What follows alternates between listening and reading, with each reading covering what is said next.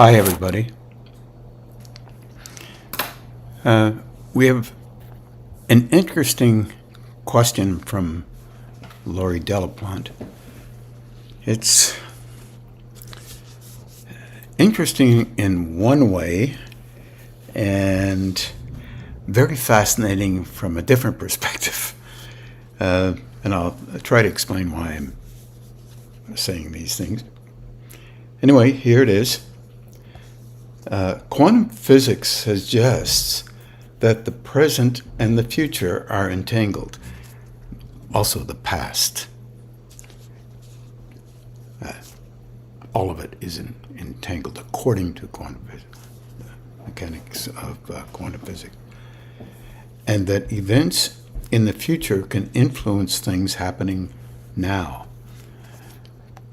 We also have all kinds of experience in at least what we're trying to do in relationship to understanding that we engage with life in cycles that are projections from the past. Whether we like that sound or whether we see it or want to see it doesn't really matter. It's what we do, apparently, until at least one stage in our development. Some authors have taken quantum physics to suggest that we exist on parallel universes simultaneously and can connect with wiser and healthier versions of ourselves.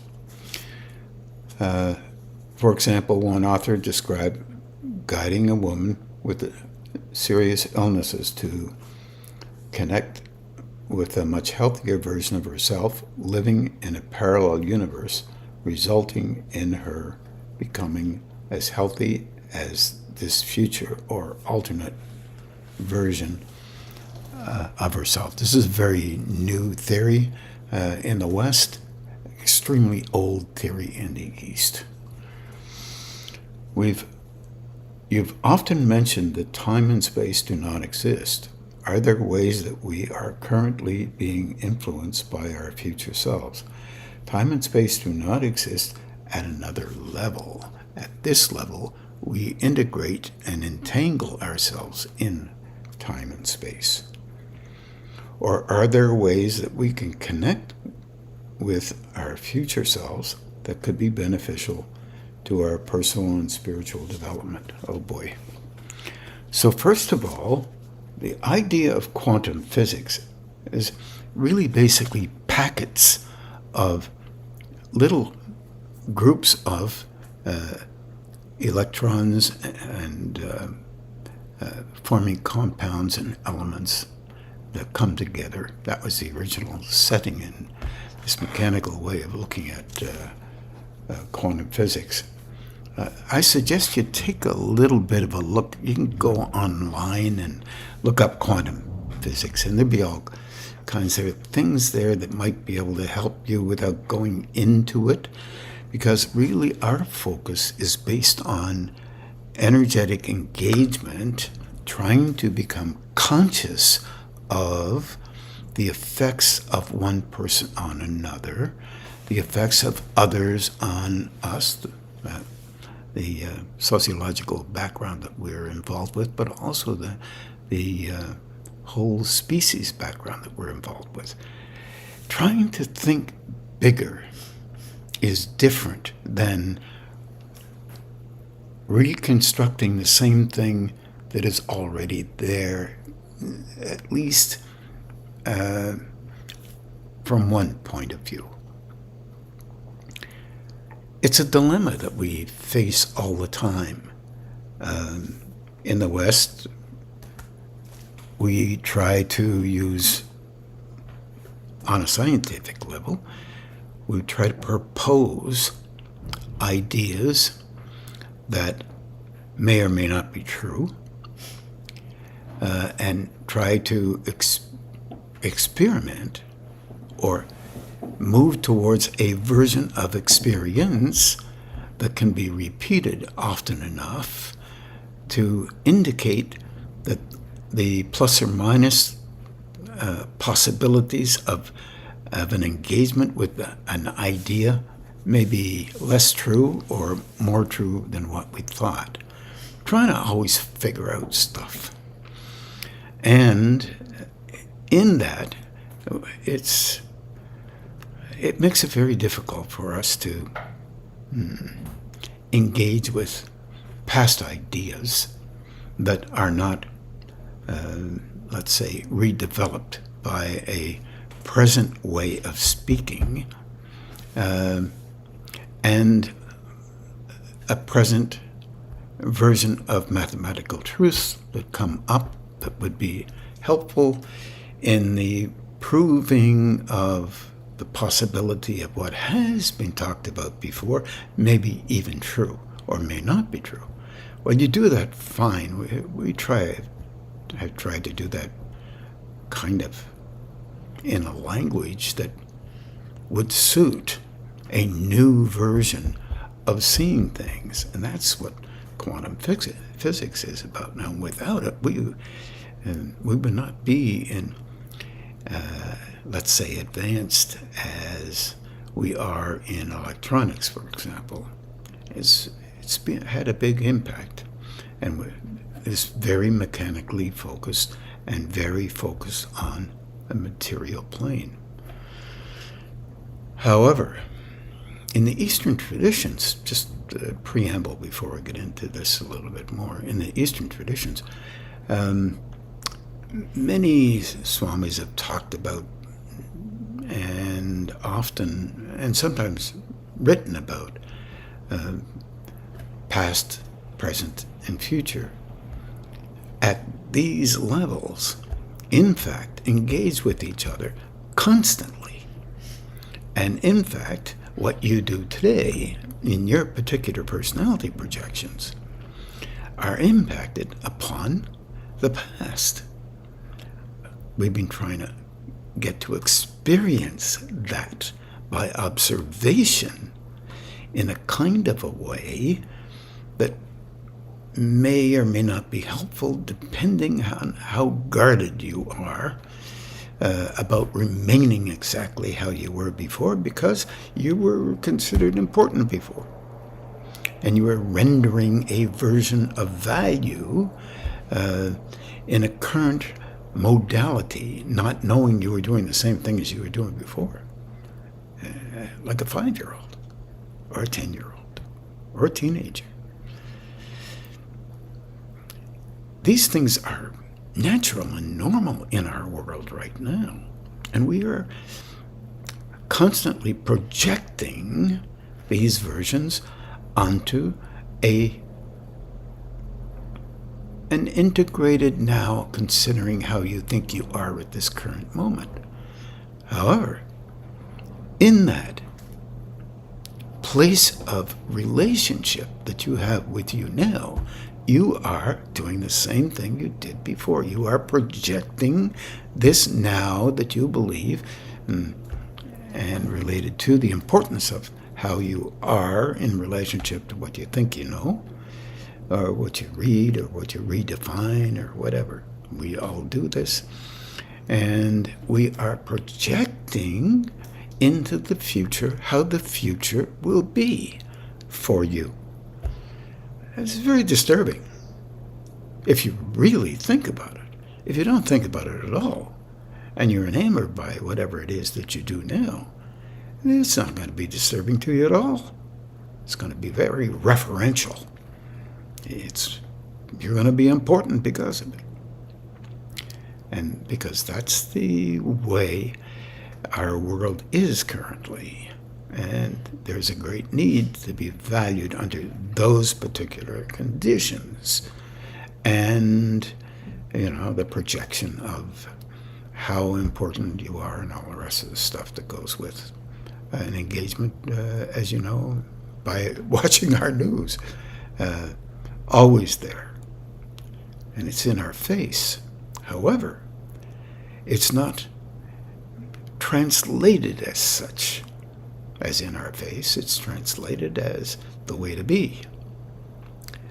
And in fact, in the old traditions, there's a Sri, Gosh, did I put his name down? I remember looking at that when I was Yuxtawar. Wrote a small, tiny little book related to time, putting something on paper that folks had been talking about for thousands of years through experience, meaning their experience. In their experience, they talked about time and space because they were in that place within them that could perceive that there was an engagement, roughly from their perspective at that time, an engagement with past, present, and future. Shifting into a different level, they recognized there was no past, no present, and no future as we speak about it right now. But in those moments they were in there, they were watching. When they were watching past, present, and future, yes, watching past, present, and future, but in them, no past, no present, no future. It was called often by some the non-self, where self-value, importance because of doing that and seeing that did not exist. Our personalities would like to talk about being there in a place where your personality doesn't exist, and therefore you're superior to others who weren't in that place. That's not how they saw it at all. So we have very materially a mix-up in language and understanding around an experience which is rare, and that rarity can be perceived by those who are within that realm. So you can't fool them by just addressing and saying you do this or you do that. You see, because it's within that construct, in that quantum field of non-reality, according to the matter plane. And it is my understanding that there are many planes in between those planes. Being in that non-matter personal facility plane, it is a relationship with just perceiving. No emotion is there. No, what we call mind is there. No physical is there except the physical at a different level. In other words, the ability to perceive and still engage with these planes. This is not something that people understand very easily. But they do understand getting to a place where you're more important than other people. This is a rendering of these lower levels. It has nothing to do at all with anything else. Okay, all right. By saying that, of course, here we all are. We're living on these levels here, attempting to engage with a version of what we believe would make us valuable in the eyes of others, for the purpose of being there to be somehow important to other people from their point of view, other people's point of view.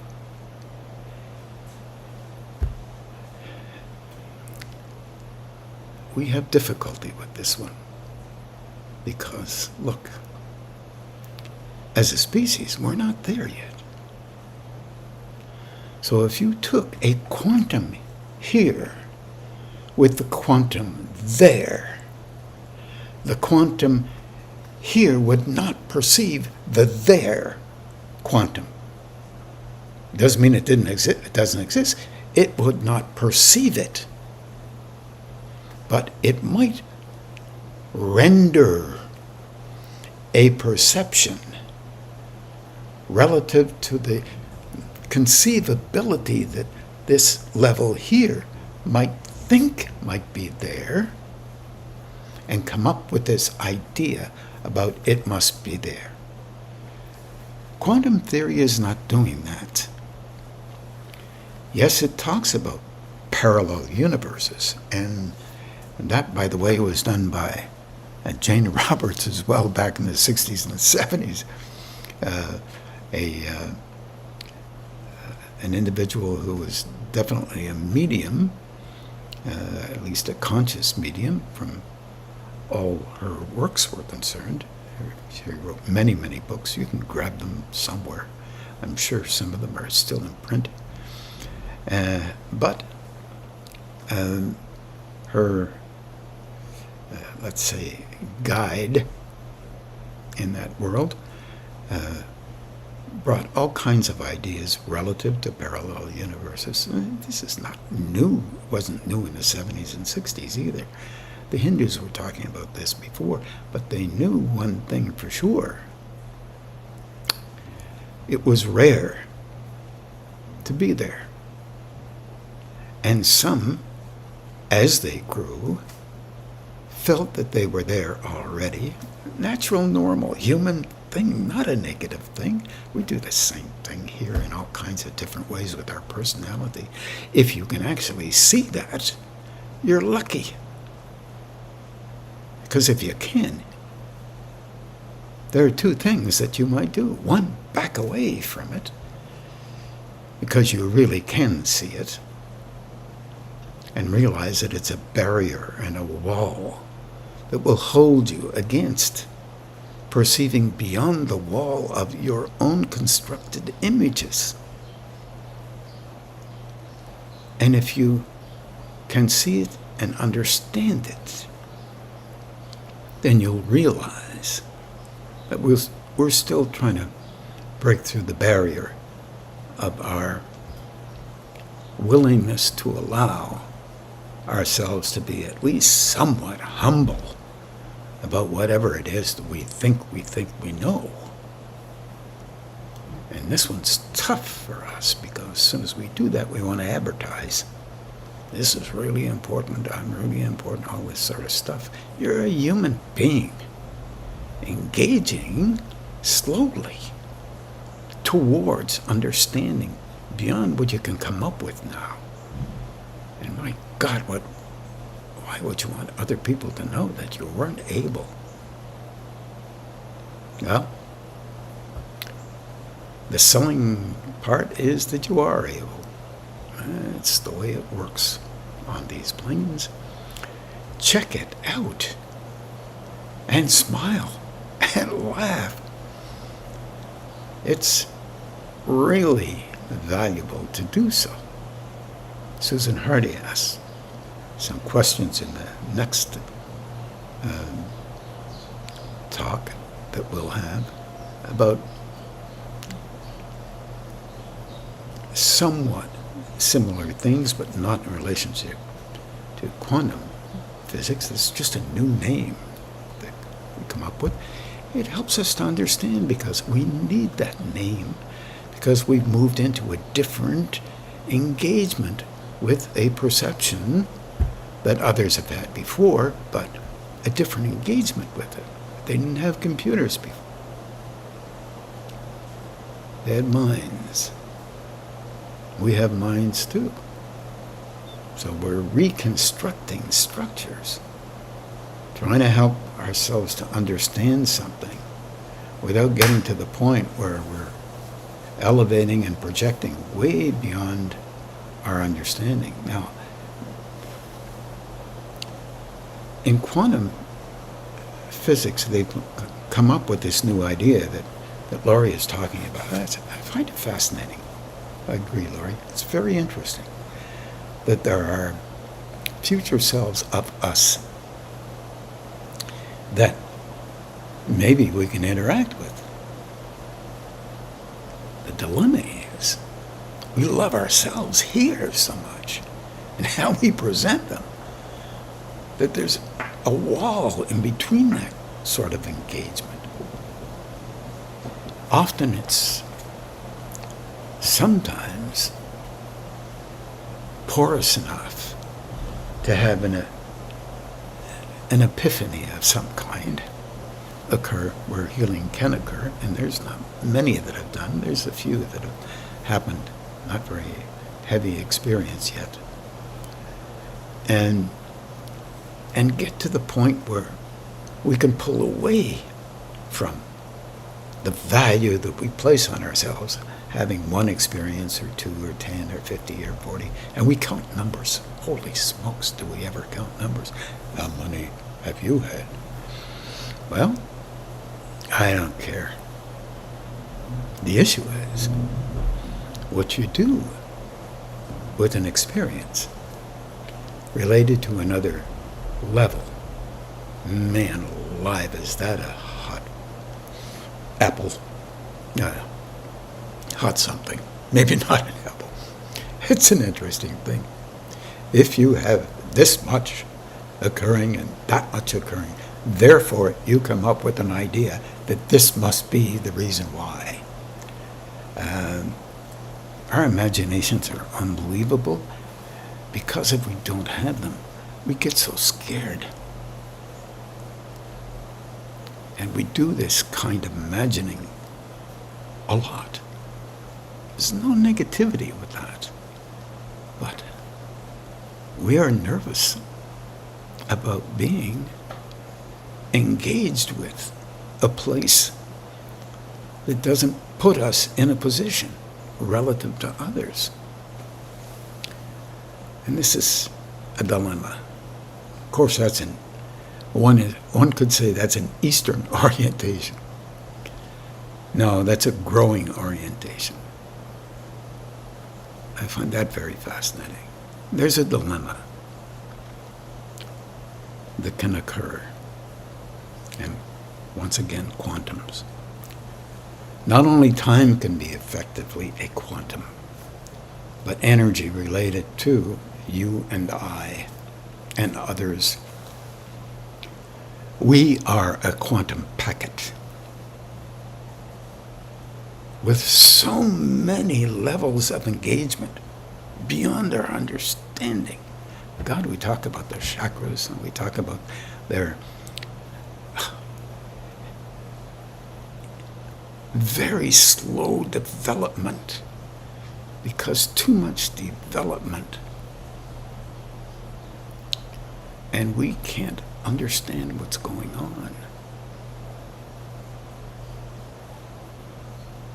Think about that for a second. Oh, you might think, oh, you can understand it. Oh, yeah, of course. But that's your personality image again.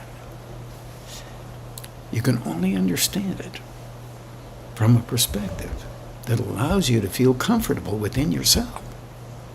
This is natural. This is not a negative thing. This is what we all do.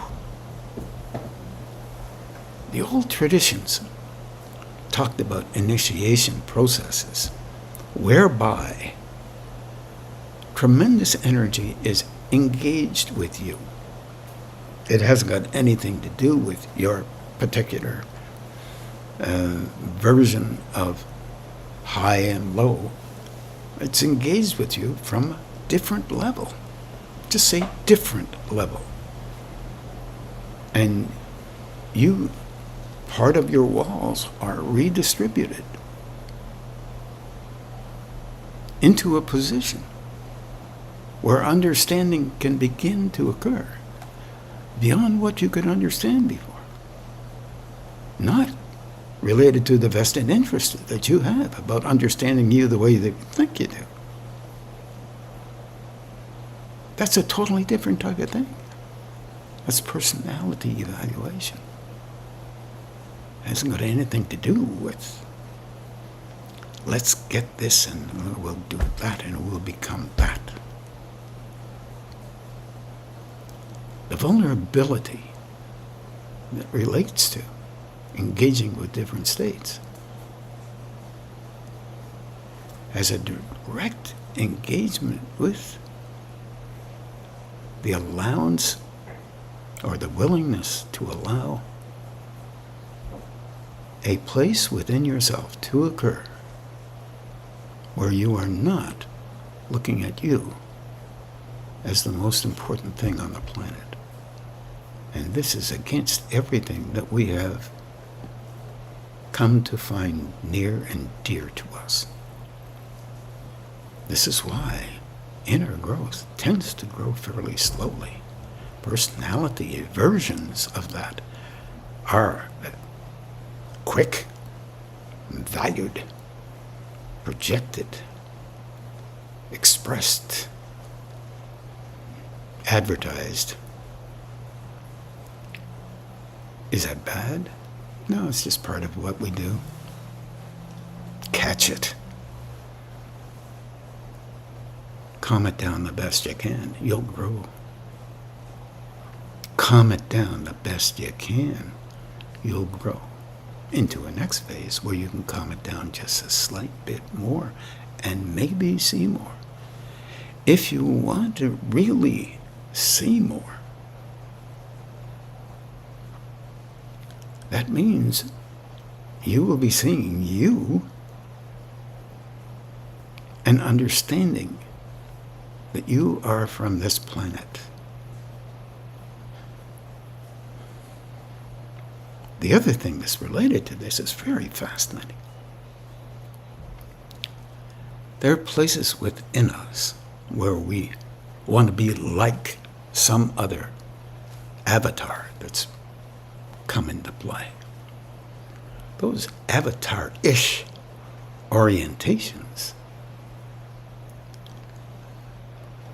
are easily mimicked by the personality and sold as images. It doesn't work that way. For example, if Krishna were to come back right now, he or she, because there's no sexual gender in it, would come back in such a way as to affect the planet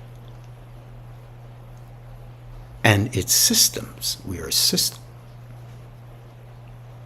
in a manner that might be helpful, which would bring up all kinds of difficulties on this planet, which would mean that people would scream for the importance of personality engagement. No need to scream. It's already there. But they would fear that something is off. And in the Western background, that would be quite normal. In the Eastern background, kind of normal. What are you going to do in North and South, too? But the issue is, it would not be the same Krishna level that was here before. Times have changed. We are more engrossed, or maybe just as engrossed as we used to be, with our own value. Currently, really strong, because of a great inner fear that something is going on that is pushing us, perhaps, maybe, just an opinion, pushing us to a place where we're trying to understand ourselves and not be like we were in the past as much. Perhaps that's all we can handle. Nevertheless, when you're engaging with quantum packets as big as an individual, a whole system that is unified, entangled within itself in a constructed system relative to its own engagement here on these planes. Also linked to a level of energy that moves into us to help us see how we are so we can move back from it a little bit. Our problem is when we move back, we don't know what to move back to.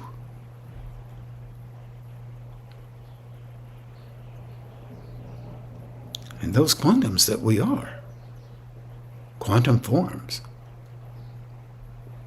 are nervous because we don't have very much of an idea. And since nobody's perfect on these planes, we try to eke out a form that we believe might be valuable. Projections of the past that we don't even realize we're in. Understandable. No negation there. Just an understanding that there is something within us that is engaging. I would call it quantumly engaging or energetically engaging, because quantum is just a form of packet of energy. Understanding that, then we begin to understand that we may be capable at some time in our future of engaging with other states while still engaging with this one, not negating this one, but not elevating it at all. Just since we are broadening out the entwinement that we have with states versus we already know we're engaged with others. You want to prove that to yourself? Go ahead. That's easy. Walk into a room where people are arguing and they greet you with a smile and see how much you don't think that smile is real. You'll know it immediately. You will have perceived that frequency, that energy engaged in you, entangled in you, and if it's really strong, you'll go meet with a friend and you'll have a gruffness in you. That gruffness is an impact of others on you. You hold it because within your repertoire of engagement with life, you are also gruff from time to time. So there's a kinship there.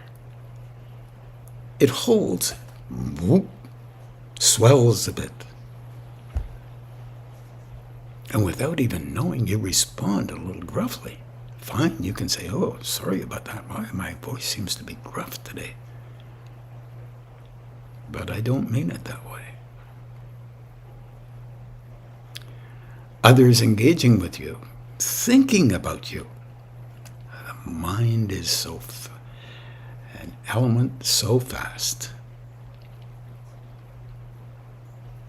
So this is a hard one for us to understand. An emotional mind is often used unknowingly to affect others. If you're upset at somebody else because they're not agreeing with you and they're not in your vicinity, they can be affected by you. I want to talk about quantum entanglement.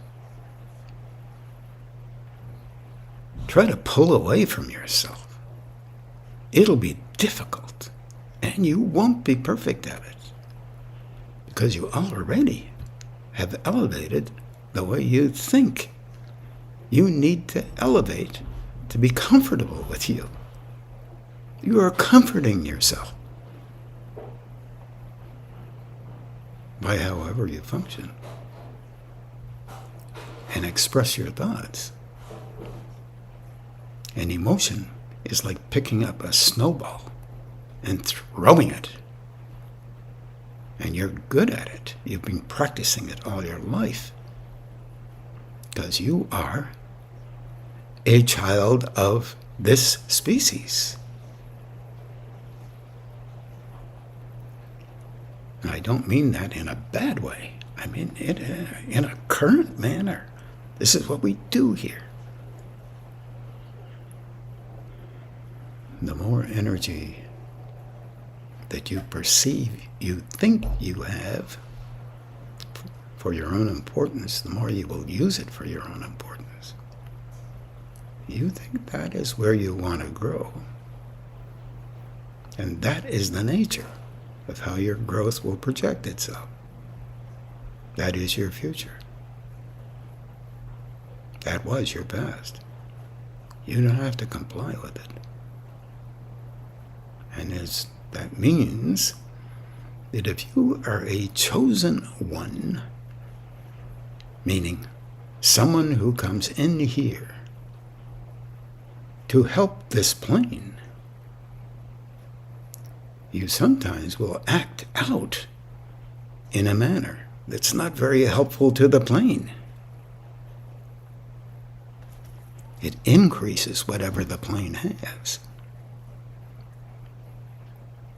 Learning how to do it differently actually helps the plane. This is something that's very hard for us to understand. And we don't want to see it that way. So if you ask a question of how we can engage with our future and how we can move in a direction that relates to being truly helpful, consider the words that we've just been expressing. Agree with it or not. The value of it is only in how we can try to be helpful within ourselves. And this is a hard sell. But we've survived so far as a species. I get worried from time to time, but how long that will last. And I hope it lasts a long time.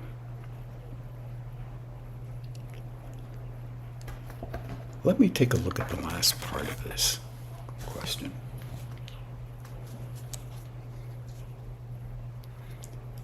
Are there ways that we are currently being influenced by our future selves? Yep. If you are projecting as you are now, your future self is helping you to remain in that one position. It's not a negative thing. It's what tends to happen. Don't devalue yourself.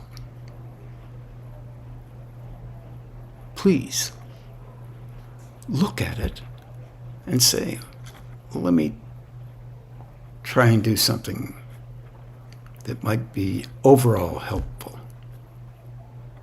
as opposed to individually shining. I guarantee you will shine individually without having to say anything about it. It will be helpful. And you'll go through cycles of not wanting to do anything and doing something and being good at it and being lousy at it. This is the nature of the cycling process that we are engaged with. Look, as you are, You move through that. And there's a reflex that's in you where you apex that change and you fall back into doing what you did before in a different way. Perhaps even in a different place. That is hard to see. Because the nature of how we function, regardless of what we desire, but including, moves us into a place where we can slowly begin to see, oh, ouch, I'm back in that loop again, and I don't like it. And then you can start to do the very background exercises that might be helpful. Do the pump. Open your hands. Use them. Ask for help for you from a higher state, or as quantum physics is saying, a future level of function. See, this terminology, wow, pretty scary business. If you don't use their terminology, you're bad. If you only use that terminology, you're not good. That's not really good. Or another terminology doesn't really fit. We're doing ourselves again. But if we can find a terminology that's universal without negating other people's terminology, but helping to see that it's really similar, then, and that makes some sense. Then maybe we can understand that, oh yeah, that's the same thing, very similar things. Otherwise, we will be doing the same thing as we have been doing for the last 5,000 years, 4,000 years. We'll be doing it again for the next 4. If we can survive the technological increases that make us superior in some way, and then you get 2 or 3 different superior nations and they want to battle each other and see how important they are, which for you and I, the little guy, generally speaking, sorry about that, doesn't augur well. Doesn't augur well for my grandkids and their kids, and yours either. Laurie, I'm not sure I did a great job with that, but I'm honest about quantums. And you've heard, perhaps not experienced, but I believe have experienced, engagements with others, knowing at least where their chakras might be, or important superior energy might be, whatever that means. God, those really able beings that I met, they can soften down to 0. And it's not their personality that's 0. It's the energy. You can't even perceive them until you move into a different state. And you are, all of you, effectively, gently moving into a place where you can notice things you couldn't notice before. Don't make it extra special. Make it normal. And be okay with your friends, brothers and sisters, in whatever engagement with life may be there. Help that way, in a gentle way, respectful way. That way, we help each other. We're now going to meditate. I think we're about that time. So we're going to meditate roughly about an hour like we normally do. And Marlene will set up, thank goodness she sets up this mechanism so I can speak, and maybe we can engage with each other through your questions, because I am not very technologically, let's say, perfect. I wish you well, and take care of yourselves.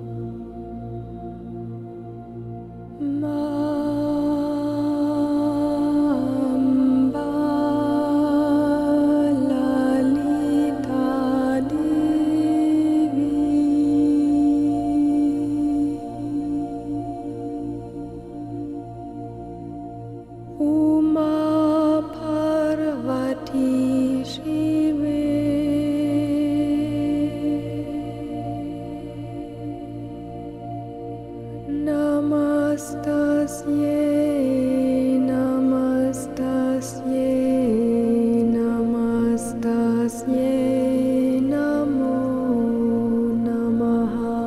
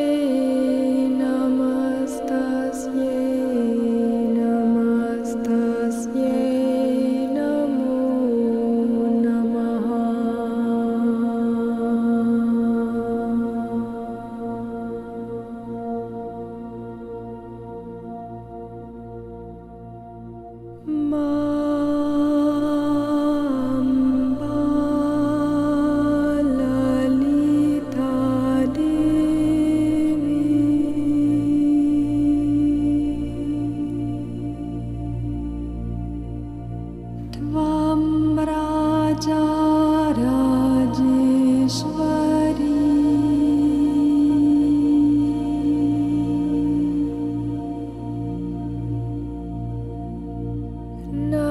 नमस्तस्यै नमस्तस्यै नमस्तस्यै नमो नमः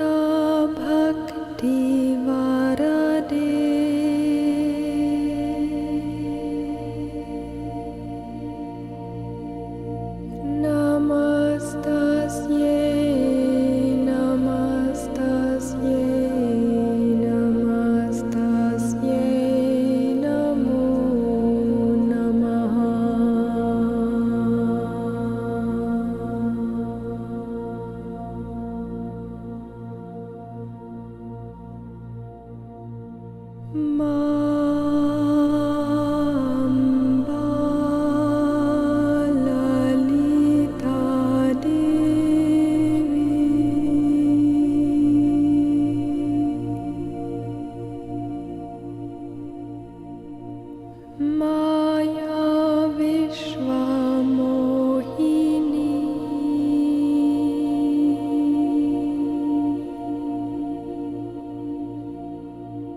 नमः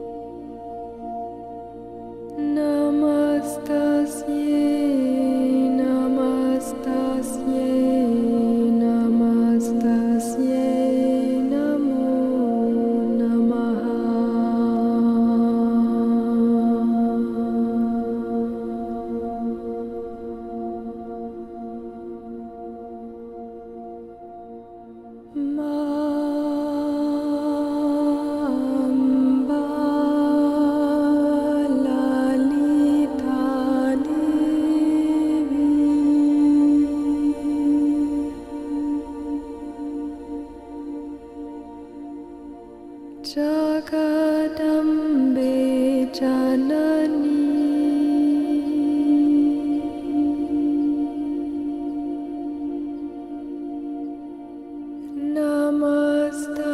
Namastasye Namastasye Namastasye Namo Namaha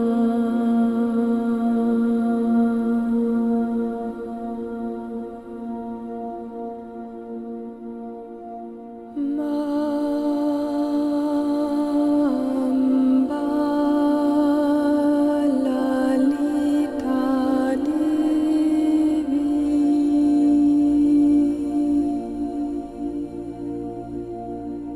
Tvam Ananda Sagari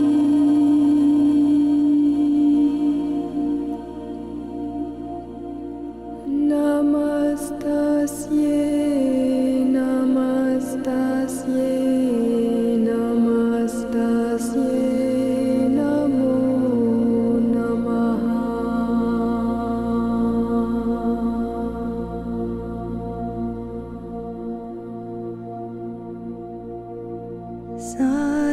Sarvamangala Mangalye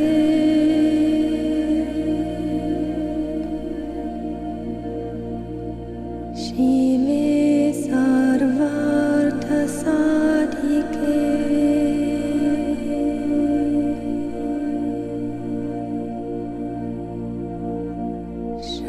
Sharanye Triambake Devi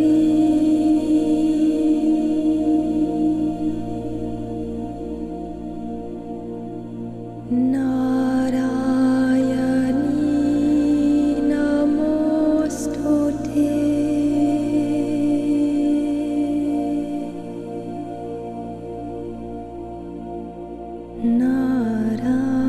Narayani Namostute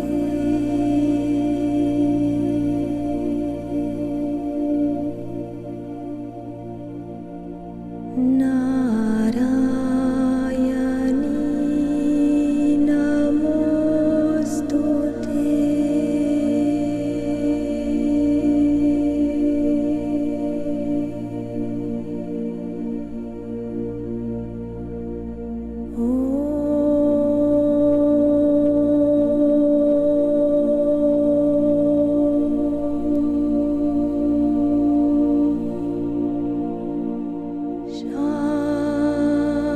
Shanti